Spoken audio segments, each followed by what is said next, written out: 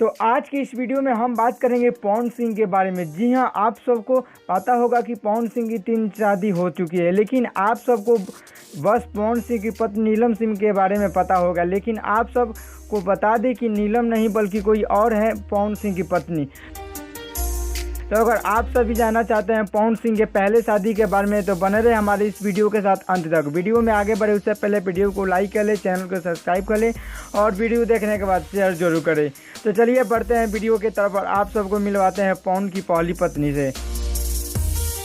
आप सब ये जान लीजिए पवन सिंह की पहली पत्नी के बारे में बहुत ही कम लोगों को पता होगा, क्योंकि पवन की पहली शादी ज़्यादा दिन तक चल नहीं पाई। जी हाँ, 3 माह तक ही चली, जिसके बाद दोनों का तलाक हो गया। और ये रही पवन की पहली पत्नी रीना रानी। पवन और रीना की पहली मुलाकात एक पार्टी में हुई थी।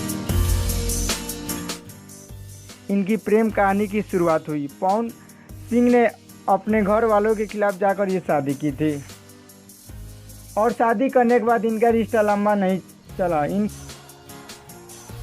कम ही दिन चली, शायद इस दुनिया में इस किसी को पता ही चला होगा। आपको बता दें कि रीना टीवी शो में काम करती थी और दिखने में काफ़ी खूबसूरत भी है। रीना ने अभी तक शादी नहीं की है।